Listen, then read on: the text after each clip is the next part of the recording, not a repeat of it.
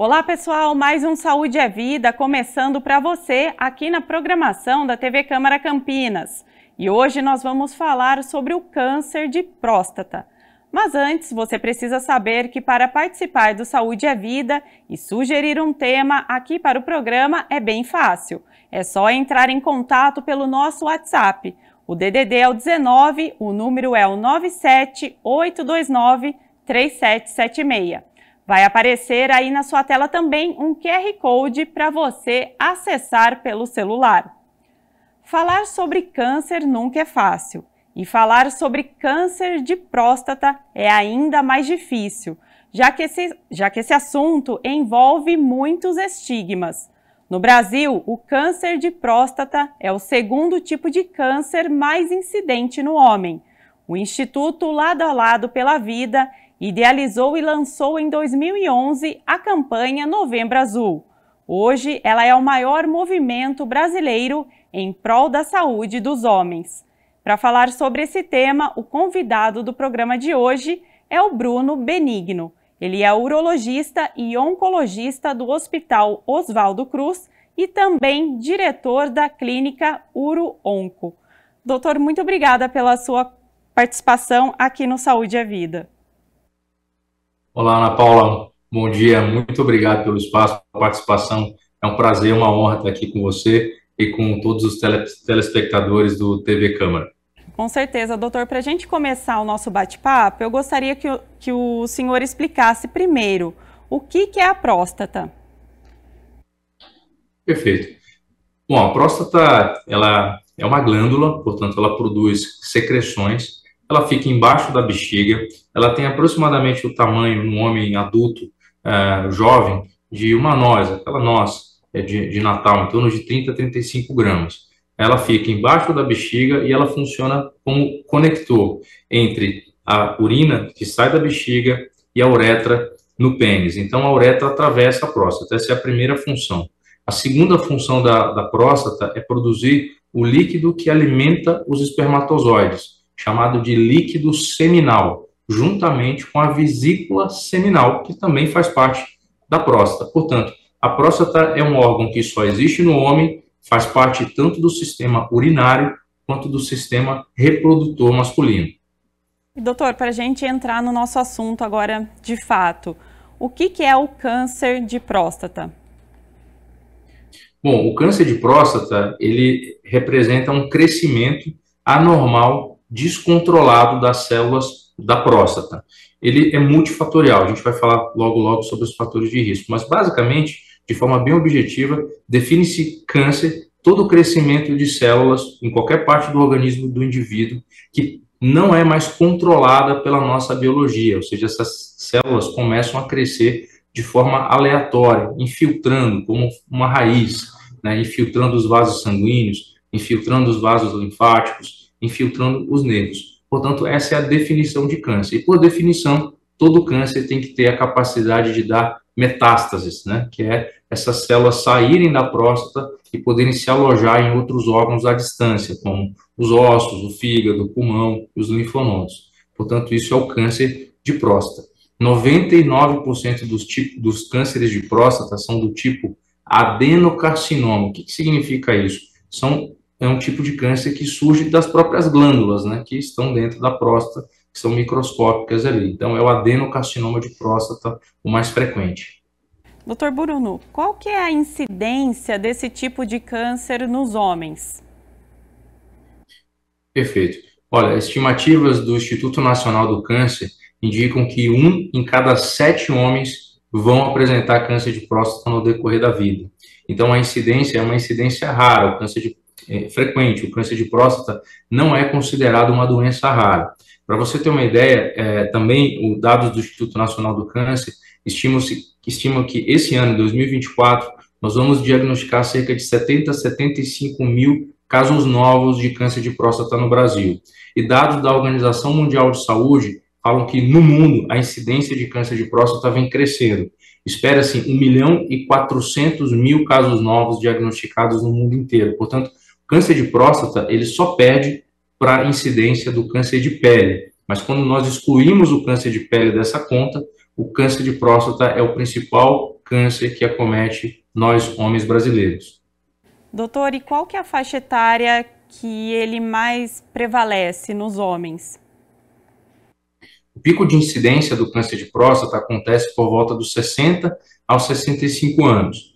Entretanto, nós estamos vendo cada vez mais essa migração, o diagnóstico em idades mais precoces. Por exemplo, eu já tive pacientes com câncer de próstata diagnosticados aos 40, 41 anos. Claro que representa uma minoria dos homens que vão descobrir a doença nessa faixa. A grande maioria se concentra ali a partir dos 60, 65 anos de idade.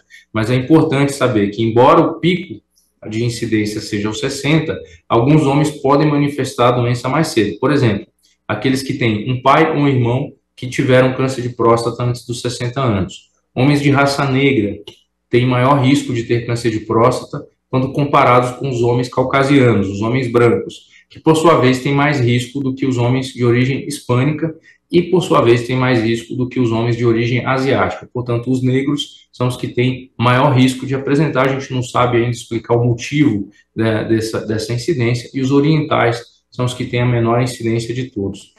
E, além disso, existem famílias que possuem uma mutação genética num gene muito conhecido pelas mulheres que aumenta a incidência de câncer de mama. Esse gene se chama BRCA2, BRCA1. Então, é um gene que ficou famoso lá atrás com aquela atriz Angelina Jolie, né, que descobriu o câncer de mama. É sabido que esse gene, quando alterado nos homens, ele aumenta a incidência do câncer de próstata e geralmente, quando nós identificamos isso em alguma família, a recomendação é que esses homens comecem o rastreamento mais cedo, aos 40 anos de idade. Doutor Bruno, existe alguma explicação para que as células tumorais cresçam? Existe. O câncer de próstata, ele é um câncer que a gente chama de multifatorial, né? Então, o paciente, primeiro, ele tem que ter uma predisposição genética. Tem pessoas que têm essa predisposição genética para desenvolver, mas só isso não basta. O fato, por exemplo, de você ter um pai, um irmão, ou ter a mutação nesse gene que eu acabei de comentar, não significa que você vai manifestar o câncer. É preciso que outras alterações no DNA da célula aconteçam. E aí que vem o hábito de vida e o próprio ambiente que o paciente vive. Por exemplo, pessoas que têm um nível de vida mais estressante, que têm uma dificuldade do sono, tem níveis altos de um hormônio chamado cortisol, que é um hormônio que pode, quando muito tempo alterado, diminuir a imunidade do indivíduo. Tabagistas, a gente sabe que a obesidade também está relacionado ao aumento do risco de câncer. Então, perceba que o câncer de próstata ele não é causado por um único agente. É um conjunto de fatores, estilo de vida, predisposição genética e hábitos do paciente que vão acelerar a chance dele desenvolver um erro na multiplicação dessas células que vão acabar originando o câncer de próstata. Portanto, não espere, né? Eu sempre falo para os meus pacientes, não existe aquela bala de prata, né? Tome esse chá, ou então tome esse remédio, tome esse comprimido aqui que você não vai ter câncer de próstata. Não. O câncer de próstata, repito, multifatorial. E, infelizmente, a grande verdade é que hoje, a medicina, nós ainda não conseguimos prevenir 100%, dizer, olha, adote esse estilo de vida que você não vai ter câncer de próstata. Eu tenho pacientes que são atletas, que têm um estilo de vida muito saudável, e tenho pacientes que têm um estilo de vida completamente desregrado. Ambos têm câncer de próstata. Agora, você me pergunta, se você já sabe que o câncer de próstata é multifatorial e você pode agir em questões relacionadas à qualidade de vida, a pergunta é por que não adotar hábitos de vida mais saudáveis? Então, o acompanhamento do homem para rastreamento de câncer de próstata envolve duas coisas. Primeiro, mudança de estilo de vida e segundo, diagnóstico precoce. Então, o câncer de próstata é uma doença assintomática, não dá sintomas no início e que deve ser rastreada. E é por isso que o Novembro Azul é uma campanha tão importante para a conscientização. Exatamente, doutor. Até ia comentar sobre isso, né? Quais os principais sintomas? Porque eu estava estudando o assunto e eu vi mesmo que no começo é um câncer totalmente assintomático, né? Exatamente. Para colocar em perspectiva, 80% dos homens que diagnosticam câncer de próstata não têm qualquer sintoma, tá? E muitas das vezes o sintoma de jato fraco, acordar muitas vezes para urinar à noite, sensação de que não esvaziou a bexiga por completo, pode trazer alguma preocupação para os homens, né? Poxa, será que isso pode estar relacionado ao câncer? A resposta é raramente. Tá? Raramente um câncer de próstata vai causar esses sintomas de jato urinário fraco e por aí vai. Esses sintomas frequentemente são causados por um outro fenômeno que acontece com o envelhecimento do homem, que é o aumento benigno da próstata, chamado de hiperplasia, ou da sigla HBP, hiperplasia benigna da próstata. E um outro fator de confundimento muito importante é, doutor, minha próstata cresceu, eu tenho a hiperplasia benigna, eu tenho mais risco de ter câncer? A resposta é não. Tanto homens com próstata grande quanto homens com próstata pequena têm o mesmo risco de apresentar câncer de próstata. Então, o fato da sua próstata ser pequena não quer dizer que o seu risco é menor. Porque, lembra, o câncer de próstata é multifatorial. Ele vai aumentar a incidência com o envelhecimento, com o seu estilo de vida, com as suas características genéticas. Então, lembrar que o fato de você não sentir nada não quer dizer que você nunca terá câncer de próstata. Por isso que é tão importante estar sempre em dia com os exames, né? Ir ao médico, procurar mesmo essa orientação. Exato, assim como as mulheres, né? As mulheres procuram o ginecologista regularmente e você, né? A maioria das pessoas entende que o câncer de mama, na maioria das vezes, ele não causa sintoma, correto? A mulher pode ter um nódulo de 2, 3 centímetros na mama e ela não saber, ela não sentir absolutamente nada. Com a próstata é exatamente a mesma coisa. O homem pode ter um nódulo dentro da próstata e não está causando nenhum problema, né? Agora, a mama nas mulheres, obviamente, por ser um órgão externo, é muito mais fácil de fazer um exame. A própria mulher consegue fazer o autoexame. A mamografia é um exame, embora incômodo, mas menos complexo de identificar um nódulo. Já a próstata, por ser um órgão interno, escondido ali dentro da pelve do homem, né, na região da bacia, é um órgão, obviamente, que o homem não consegue fazer o autoexame, por isso que ele precisa fazer esse acompanhamento com o urologista periodicamente. Aí tem o PSA, tem o exame de toque, tem o exame de ultrassom, tem a ressonância, tem uma série de ferramentas para entender um pouco melhor o risco de cada paciente. Doutora, acho que é uma dúvida bastante comum entre os homens que estão nos acompanhando. Qual a idade que deve começar a ser feita essa detecção do câncer de próstata?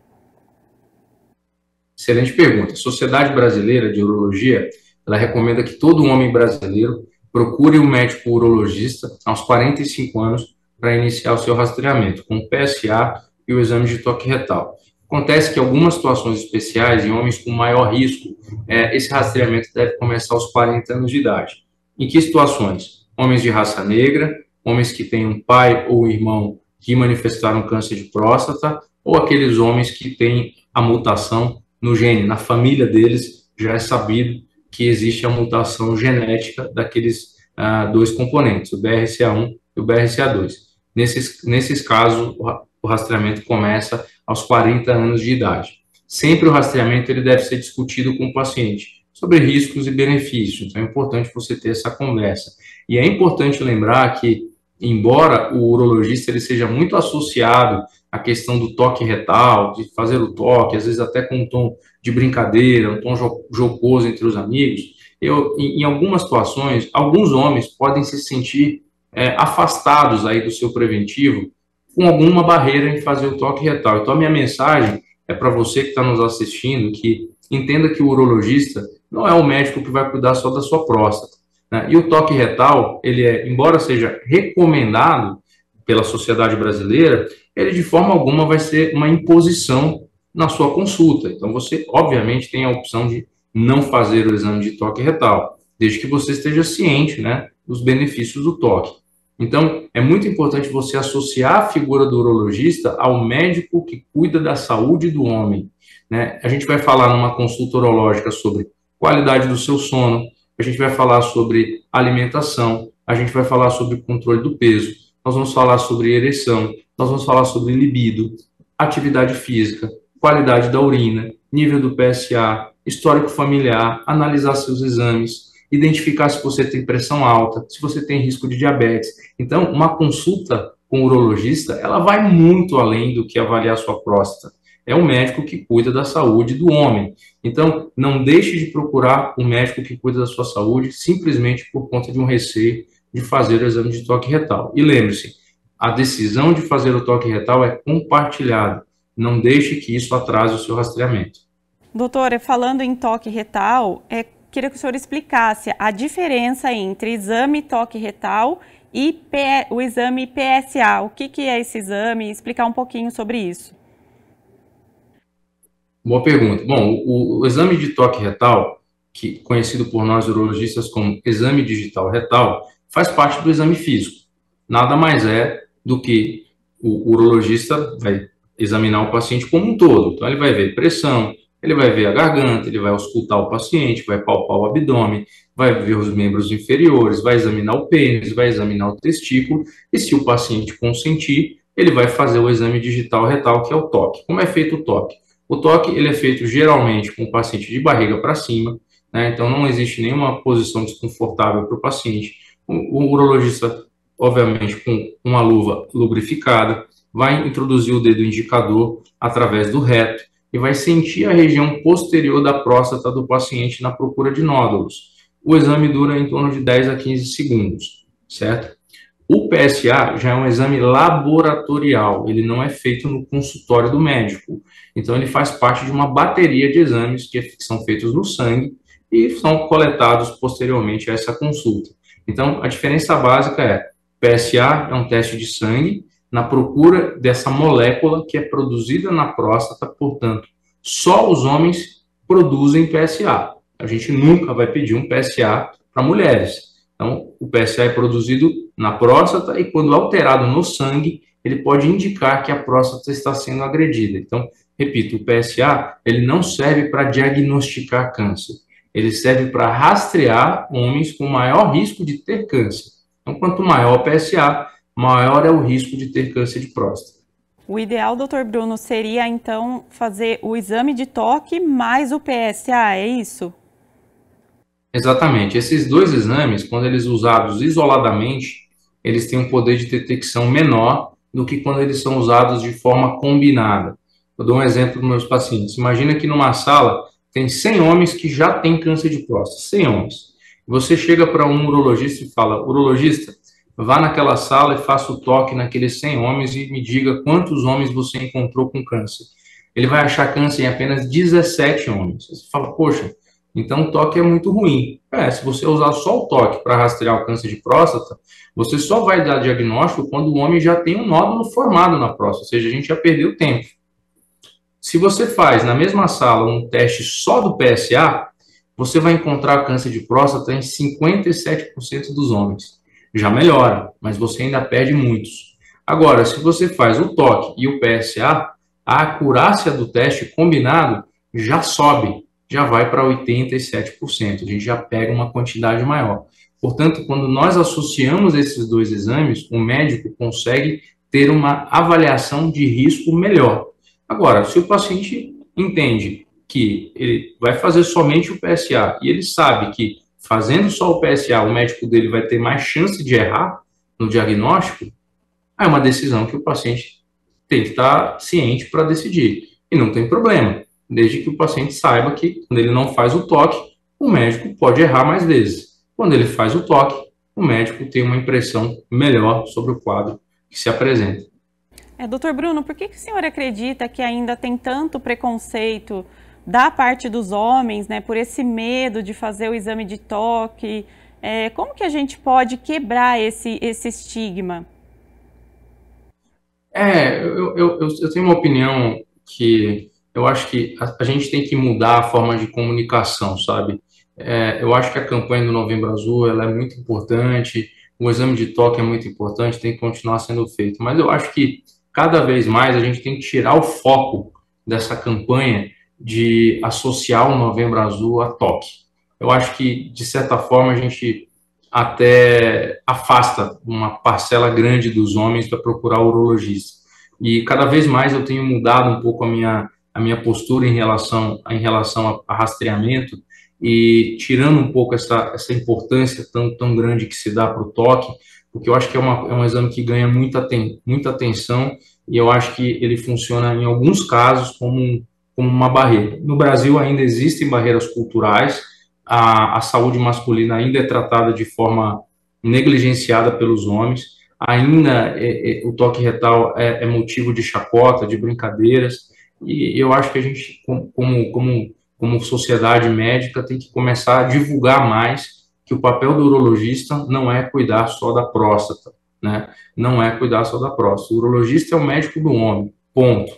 Né? Então, o homem tem que procurar o urologista e não é só aos 40 anos de idade, a gente tem que, na verdade, ir além, né? Dizer que a mensagem para o homem é começar a frequentar o urologista assim como a mulher começa a frequentar, desde ali da adolescência, da puberdade, né? O menininho, quando começou a desenvolver os caracteres sexuais, o pai, a mãe já falou, olha, vamos marcar com um urologista para ver se o desenvolvimento está adequado, ajudar a orientação nas transformações que acontecem no corpo.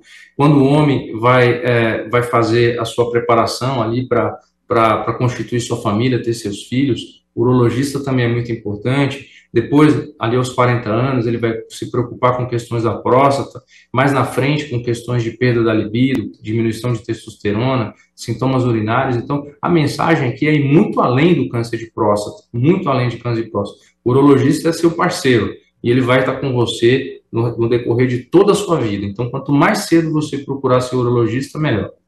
Acho que é importante isso que você está falando, doutor, sobre a saúde integral do homem, né? Não só sobre um aspecto. É isso. Eu acho que esse Novembro Azul, para mim, eu falo que é diferente, porque o meu foco nessa campanha vai ser exatamente tirar o foco dessa questão do toque, que eu reconheço a importância, ok, mas ampliar um pouco, dar um zoom out nisso e falar assim, olha, homens, vamos falar, ok, próstata é importante, mas vamos falar de saúde? Vamos falar por que você está dormindo mal? Vamos falar por que você está roncando? Vamos falar por que você está tendo dificuldade de perder peso? Vamos falar por que você vive cansado? Vamos falar por que a sua libido está diminuída? Por que você está urinando mal? Né? Então, vamos falar por que você não está fazendo atividade física?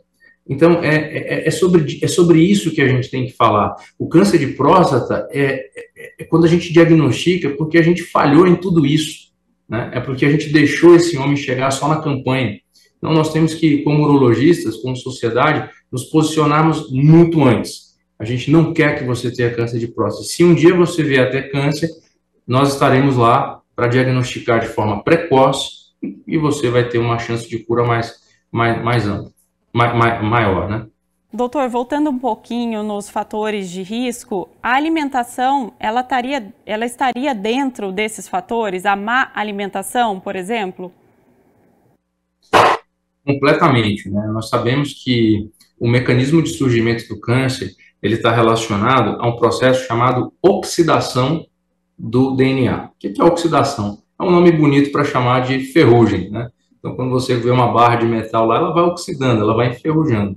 E esse processo de oxidação, ele começa a acontecer no nosso corpo no dia que nós nascemos, ou seja, nós começamos ali a crescer e a envelhecer. Então, isso é o conhecido processo de envelhecimento. A alimentação que você tem pode acelerar ou pode retardar esse processo de envelhecimento. Então, se você tem uma alimentação rica em alimentos processados, muito rica em proteínas, rica em alimentos condimentados, né? Alimentos que têm muito processamento, muito conservante, tudo isso acelera o processo de oxidação do seu corpo. Isso vai fazer você envelhecer mais rápido, simples assim. E esse processo de envelhecimento acelerado vai colocar você num risco maior de ter câncer. Não só câncer de próstata, mas de outros tipos de câncer do organismo. Vai aumentar o risco de você acumular placas de calcificação nas coronárias. Então, vai aumentar o risco de você ter um infarto, vai aumentar o risco de você ter um AVC. Então, sim, a alimentação ela é uma medida que deve ser feita durante a vida inteira. Alimentos antioxidantes. O que é alimento antioxidante? Fruta, alimentos com muita fibra, né? A gente até gravou aqui no nosso... Eu tenho um podcast, se você digitar lá no meu nome no YouTube, você vai ver sobre alimentação. os crucíferos, né, que são os primos do brócolis, alimentos ricos em castanhas, uma variedade de castanhas também são importantes. Algumas vitaminas do complexo B também são importantes para retardar esse processo de oxidação. Atividade física, sono de boa qualidade. Então, o grande jogo para envelhecer bem não é retardar o envelhecimento, é retardar a oxidação. Quanto mais devagar nós enferrujamos, menores os riscos de câncer, menores os riscos cardiovasculares. Muito interessante, Dr. Bruno. Agora nós vamos para um rápido intervalo, porque no próximo bloco nós vamos falar sobre o Novembro Azul, que é o mês de combate ao câncer de próstata e também da conscientização sobre a saúde do homem. Nós já voltamos.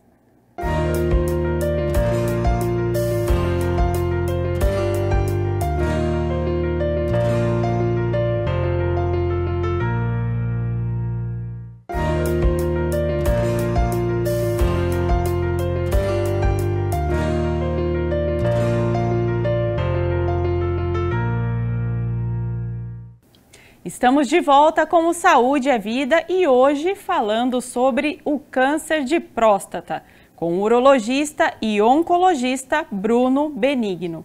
Doutor Bruno, continuando aqui nosso bate-papo, né, sobre esse tema tão importante, agora neste bloco eu gostaria que a gente reforçasse então sobre a campanha Novembro Azul, alertar para a população sobre a importância, né, do diagnóstico precoce. Muito bom. Bom, a campanha do Novembro Azul, como você mesma, Ana, falou no início, né, começou no Brasil em 2011, foi trazida pelo Instituto Lado a Lado, inspirado no movimento que começou na Austrália, né, o Movember, que foi um movimento que aconteceu, né, também no início de 2000. Então, é uma campanha de conscientização por entender que o câncer de próstata é uma doença silenciosa e ela é muito frequente entre nós, homens. Como já falei no início, 1 em cada 7 homens vai apresentar o câncer de próstata no decorrer da vida. E por se tratar de uma doença silenciosa, ela tem que ser rastreada. Por quê? Porque o paciente não sente nada. Então, ele não vai ter uma demanda espontânea de procurar um médico. Então, a gente já sabe disso, então faz essas campanhas de rastreamento. Então, todo homem, a partir dos 45 anos, deve procurar o urologista para começar o rastreamento.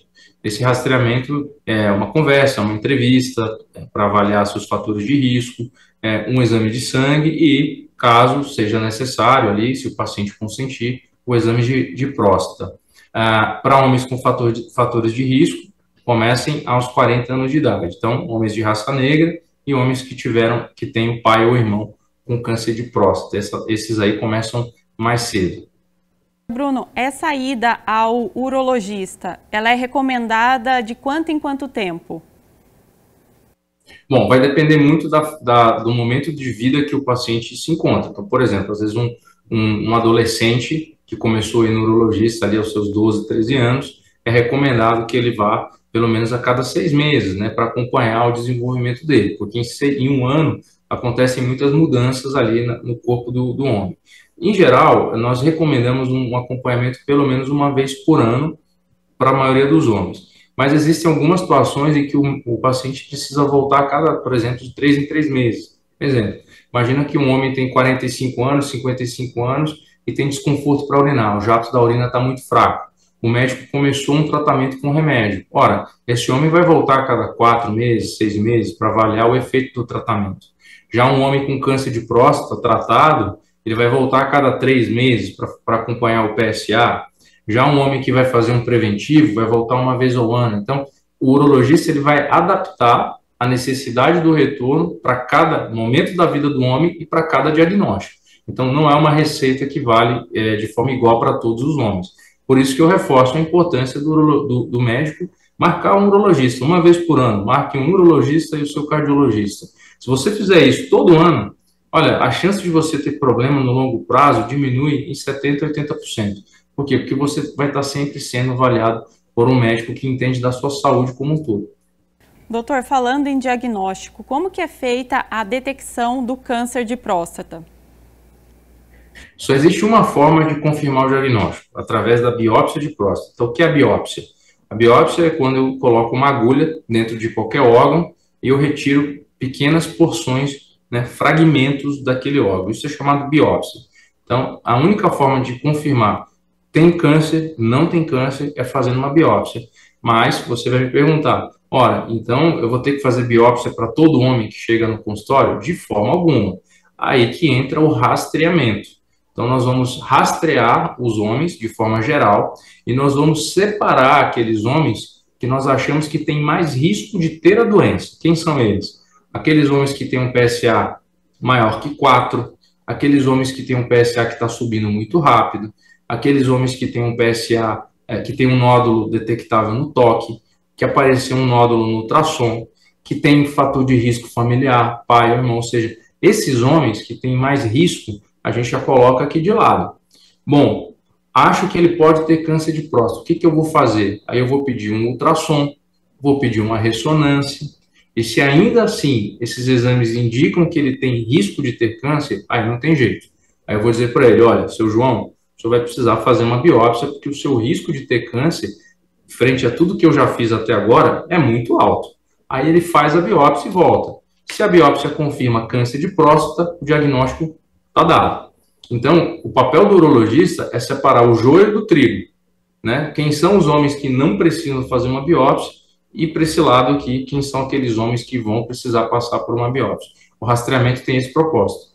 Doutor, no caso da biópsia, ela é um procedimento tranquilo? Como isso é realizado?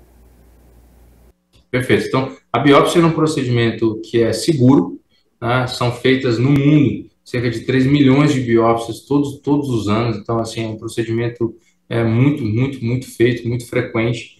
A taxa de complicações graves de uma biópsia é baixíssima, de 0,2%. Ela é feita com sedação. Então, quem já fez uma endoscopia na vida sabe o que eu estou falando. Você vai no laboratório, então não é feito na clínica do médico, é feito no laboratório ou no hospital. Você vai receber um sedativo aqui no braço, na veia, você vai dormir, né, igual uma endoscopia. Depois, o médico vai fazer uma anestesia local, então é depois que você já estiver dormindo, e aí alguns fragmentos da sua próstata são removidos. O procedimento dura 15 minutos, é rápido, não precisa ficar internado, mas no dia desse procedimento não recomenda que você volte ao trabalho. Por quê? Porque você vai estar um pouco sonolento, não vai poder dirigir. No dia seguinte, se você não tem uma atividade que faça muita força, você já pode voltar direto ao trabalho. Então, é um procedimento rápido, não precisa ficar internado, feito com sedação e com anestesia local. Então, não costuma ser doloroso. Bem diferente da biópsia do câncer de mama, né? Exatamente, que a mulher está acordada ali e faz uma anestesia local e tira um fragmento grande, inclusive, da mama da mulher. Então, completamente diferente, né? Existe um preparo para fazer a biópsia de próstata. No Brasil, existem 2 técnicas para essa biópsia ser feita. Então, é uma biópsia chama transretal e outra transperineal. A gente pode depois entrar nessa questão, mas basicamente são vias de acesso diferentes, por onde eu vou conseguir tirar esse fragmento da próstata, tá? Mas o jogo eu sempre falo para meus pacientes, o jogo você precisa ou você não precisa fazer biópsia? Se você fez o rastreamento, está tudo bem, o seu urologista não suspeita de câncer, ele jamais vai pedir uma biópsia para você. Agora, se o risco de você ter câncer aumenta, opa, uma biópsia pode ser necessária. Exatamente, doutor. E como tratar o câncer de próstata? Gostaria que o senhor explicasse um pouquinho as formas de tratamento que existem. Tá, basicamente, existem 3 estratégias uma vez que o homem descobriu a doença. Então, a primeira pergunta que tem que ser respondida é: como é que é a condição física do paciente? Uma coisa é diagnosticar câncer de próstata num homem de 55 anos sem nenhum problema de saúde. Outra coisa é diagnosticar um câncer de próstata num homem de 80 anos, hipertenso, diabético, obeso, com uma série de problemas de comorbidades. A expectativa de vida desses dois homens é completamente diferente. O primeiro homem tem que ser tratado. O segundo homem pode não ter tempo de morrer do câncer de próstata, e sim com o câncer de próstata. Então, esse é o primeiro ponto. Segundo pilar é saber qual é a agressividade do câncer de próstata. Existe uma escala que vai de 2 até 10. Os homens que têm um câncer de próstata de baixa agressividade, eles podem nem precisar de tratamento, e sim de acompanhamento, que é o que a gente chama de vigilância ativa. Já os homens que têm um câncer de próstata agressivo, eles têm que ser tratados. E aí vem a terceira pergunta. Onde que o câncer está? Ele está só na próstata ou ele já deu metástases? Certo? Dois cenários. Se o câncer está só na próstata, essa próstata tem que ser destruída. Ela pode ser destruída com a cirurgia, então a gente vai lá e retira a próstata, ou eu não retiro a próstata, mas eu aplico a radioterapia nela, né? Uma espécie de queimadura com radiação, a gente destrói a próstata. Isso para os homens que têm câncer só na próstata. Agora, se o paciente já chega no estágio de metástase, a situação é diferente. A doença espalhou para o corpo todo. Aí, nesse caso, não adianta fazer cirurgia, não adianta fazer radioterapia. O que esse paciente vai precisar? Um tratamento que haja no corpo inteiro. Aí entra o bloqueio de testosterona e a quimioterapia. Então, vejam que o tratamento ele depende, vou recapitular, a idade e comorbidades, da agressividade do tumor, do estágio que o tumor foi descoberto. Baseado nisso, o médico vai escolher qual é a melhor ferramenta. Ou só acompanhar, ou cirurgia, ou radioterapia, ou quimioterapia. Depende do estágio. Doutor Bruno, podem existir muitos desconfortos durante esses tratamentos? Como que os homens podem aliviar um pouco esse cenário, principalmente para quem já entrou numa quimioterapia, né? Sim. Bom, o desconforto ele vai depender, claro, da estratégia que foi adotada. Por exemplo, um homem que não tirou a próstata e não fez radioterapia e está fazendo vigilância ativa, o desconforto que ele pode ter é o desconforto psicológico, né, de ter que lidar com a ideia de ter um câncer e esse câncer poder crescer. Então, esse homem ele vai precisar de um apoio psicológico. E se ele eventualmente tiver algum sintoma urinário, o jato fraco, acordar muitas vezes à noite, ele pode ser medicado para isso. Lembrando que nesse estágio, o câncer ele não dói, tá? Então o paciente não vai ter nenhum desconforto físico. Agora mudando para o cenário dos homens que tiraram a próstata. Qual é o desconforto que esse homem pode ter? No curto prazo, ele pode ter a incontinência urinária transitória. Então ele vai ter que fazer a fisioterapia. Ele pode ter dificuldade de ereção. Nesse caso, ele vai receber medicações, fisioterapia, para estimular a reabilitação da ereção. Mudando a marcha agora para os homens que estão fazendo quimioterapia ou bloqueio de testosterona. Os sintomas são outros: mal-estar, vômitos, eles podem ter queda de libido, perda de massa muscular. Então, o urologista ele tem que estar atento para isso e estimular o paciente a fazer atividade física, controle de dor. Então, o desconforto vai depender muito de cada paciente e de cada tipo de tratamento que foi adotado. E aí é papel do urologista guiar o homem da forma menos desconfortável, eu diria, por esse processo. Ainda nesse sentido, cuidados integrativos podem ajudar? Certamente, né? Quando a gente fala de cuidado integrativo, foi bom que você tocou nisso, ele envolve, primeiro, a orientação da família, né? A gente não pode esquecer que as pessoas elas estão inseridas em um meio familiar, então entender como é que é a rede. E quando eu falo familiar, não estou falando só de irmão, pai, enfim, esposa, estou falando da rede de amigos, né? A rede de apoio que esse paciente tem. É importante a gente entender qual que é o momento daquele paciente. Segundo, a medicina integrativa ela também aborda o domínio psicológico, né? Homens podem ficar muito deprimidos com a ideia de ter que passar por um procedimento, de ter o risco de ter incontinência, de perda da ereção, ejaculação. Então, o impacto psicológico, ele é importante, ele tem que ser abordado na consulta. A outra questão da medicina integrativa é qualidade do sono, alimentação e atividade física. Então, a gente também tem que ajudar esse paciente que foi tratado a ter um estilo de vida melhor. Então, quando a gente fala de medicina integrativa, são vários domínios, né? E o papel do médico é organizar esse plano de ação para cada paciente. Quer dizer, não adianta você chegar para um paciente que está pesando 140 quilos e falar para ele, olha, você tem que ir na academia, tem que correr. Ele não vai conseguir. Esse paciente ele precisa primeiro perder um pouco de peso, ele precisa dormir um pouco melhor. Não adianta você chegar para um paciente deprimido e chegar para ele e falar, olha, você tem que cortar o carboidrato, você agora está comendo muita massa. Ele está deprimido. Então, você tem que ajudá-lo a passar pelo processo de depressão. Então, é importante que a equipe médica que cuida do paciente oncológico ele tenha essa sensibilidade de entender que as pessoas não são iguais, né? E a gente adapta o cuidado para cada um. Acho que uma questão muito importante, doutor, é como falar sobre o câncer com a família e com os amigos. Como que esses homens podem, né, buscar essa ajuda também nos familiares, nos amigos? Como que eles devem fazer isso? A palavra câncer, ela pesa, né? Há algumas décadas atrás, o diagnóstico de câncer era basicamente uma sentença de morte. Então, a primeira mensagem, eu sempre começo a conversa com meus pacientes tentando explicar para eles em que momento da doença eles se encontram, né? Se a gente está falando de uma doença localizada na próstata, com alta chance de cura, ou se nós estamos falando de uma doença com metástases. Então, é muito importante abordar. Mas eu diria que, de forma muito clara, é entender o suporte social que esse homem tem, de preferência uma notícia para câncer. A gente sempre recomenda que o paciente esteja acompanhado, né? Então é muito difícil receber uma notícia dessa sozinho. Em algumas situações não é possível, o paciente vem só na consulta. E eu tento ser, com meus pacientes, muito transparente, sabe? Eu acho que no final do dia é uma relação de confiança que o paciente tem que desenvolver com o médico que está cuidando dele, em que ele sabe que você vai ser realista, que você vai estar do lado dele e que você vai dar informações corretas.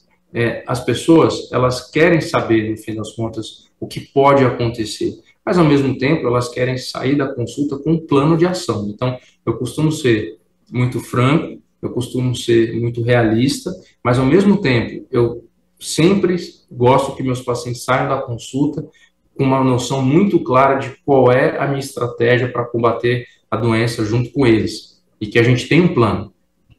É desolador quando o paciente sai da consulta sem saber o que tem, sem saber se é grave, sem saber o que o médico está pensando, quais são as estratégias de tratamento, o que pode dar certo, o que pode dar errado. A pior coisa é o paciente se sentir perdido, sem um plano. Então, isso é desesperador. Então, a minha mensagem é, por mais que o médico tenha que dar uma notícia difícil, o mais importante é o paciente entender qual é a estratégia que está sendo adotada e o que pode dar certo e o que pode dar errado. E aí sim as pessoas são capazes de entender, de tomarem suas decisões, de participarem do processo, e eu acho que essa é a melhor forma de conduzir uma notícia como essa, que obviamente não é nem um pouco agradável de dar. Com certeza, doutor. E como que fica a vida desse homem após o tratamento? Claro, nos casos menos graves, né? Isso, como você mesmo colocou, tudo depende muito do estágio em que o câncer foi descoberto. Então, para homens que detectaram, fizeram rastreamento desde o início, né, a doença foi descoberta de forma precoce, só dentro da próstata, a chance de recuperação é muito boa. Hoje nós temos a cirurgia com robótica, né, avanços na técnica de radioterapia, então o risco de uma incontinência urinária severa hoje para esses homens pode chegar até 4%, é baixo, né? Então, a gente consegue hoje preservar os nervos da ereção, o esfíncter urinário, com a cirurgia robótica de um jeito que nós não conseguíamos fazer com tanta precisão no passado. Então, isso já é um avanço importante, né? Já é um alento para esses homens. Agora, existem algumas situações que o paciente não veio fazer o preventivo cedo, precoce, e ele já descobriu a doença fora da próstata, rompendo a cápsula, uma situação muito mais dramática. Bom, aí nessa situação a gente vai ter que mitigar os danos que já foram feitos pela própria doença. Claro que os resultados não vão ser tão bons. Então ele pode ter incontinência urinária importante, pode ter dificuldade para ereção, precisar de novos tratamentos. Então aí a vida muda um pouco. Então essa é a minha mensagem. O diagnóstico precoce é a melhor coisa no cenário de ter câncer de próstata, né? Descobrir no início. Exatamente. Doutor, e falando sobre a vida sexual do homem, após o tratamento, ela volta ao normal? Como que fica esse contexto?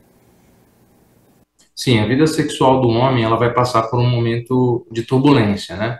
O tratamento do câncer de próstata, mesmo que bem sucedido, ele envolve perdas urinárias transitórias, né? Que podem durar de 3 até 6 meses no pós-operatório. E a ereção também costuma demorar a reiniciar, geralmente de 4 a 6 meses depois da cirurgia, ele vai começar a ter ereções mais rígidas. Existem técnicas para acelerar esse processo de recuperação, como a fisioterapia pélvica, a eletroestimulação, o biofeedback, a injeção de vasodilatadores no pênis, que é a injeção intracavernosa, as medicações orais, que são os vasodilatadores. Então, existem técnicas para encurtar esse processo de recuperação do homem. Mas, sim, você tem que se preparar também psicologicamente para entender que vai passar por um período de reabilitação. Eu falo para meus pacientes, imagina que você foi operar o joelho, né? Você operou o joelho direito. Como é que você vai sair do hospital? Você vai sair do hospital de cadeira de rodas. Depois de um tempo, você vai andar de muleta. Depois você vai andar sem muleta. Aí você vai caminhar, depois você vai correr, e só depois você vai estar apto a chutar uma bola. Com a recuperação da próstata é a mesma coisa. Então, no começo você não vai ter uma ereção rígida, no começo você vai ter algumas perdas urinárias. Mas, se a cirurgia foi bem executada e você descobriu a doença no início, você vai ter sua reabilitação normal, né, dentro de alguns meses. Doutor, uma outra dúvida muito comum que surge com esse assunto é se o filho do homem que está com câncer de próstata, por exemplo, ele tem filhos em casa, eles podem desenvolver também esse mesmo tipo de câncer. Sim, um indivíduo que tem um pai que teve câncer de próstata, ele tem 2 vezes mais risco de apresentar o câncer. Agora, um indivíduo que teve um irmão que teve câncer de próstata, ele tem um risco 4 vezes maior. Então, é pior você que tem o seu irmão que teve câncer de próstata do que você que teve o seu pai com câncer de próstata. O seu irmão está mais próximo geneticamente de você do que o seu pai. Então, a gente fica mais atento até quando caso de câncer de próstata entre irmãos, né, do que pai para filho. Doutor, para a gente encerrar o nosso programa, eu gostaria que o senhor deixasse, né, uma mensagem final aqui para os homens que estão acompanhando o programa, para eles se alertarem mesmo, procurarem ajuda médica.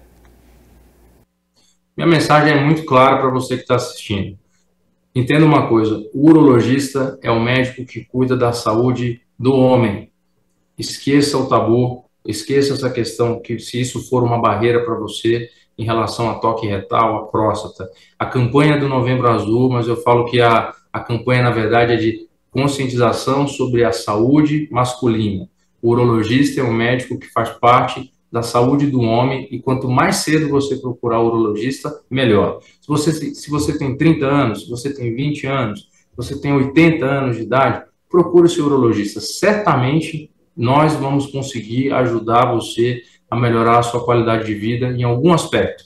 Nós não cuidamos só de próstata, né? Nós cuidamos da saúde do homem. Qualidade do sono, atividade física, alimentação, libido, bem-estar, ereção, rastreamento do câncer de próstata, tudo isso vai ser abordado numa boa consulta urológica. Portanto, o urologista é seu amigo, é o médico do homem, não deixe isso para depois. Doutor, muito obrigada. Eu que agradeço aqui a oportunidade de deixar essa mensagem tão importante. Com certeza. O Saúde é Vida fica por aqui. Obrigada também ao pessoal de casa pela companhia. Lembrando que você pode conferir todos os conteúdos no YouTube da TV Câmara Campinas. E não se esqueça de nos acompanhar nas redes sociais. A gente se vê no próximo programa.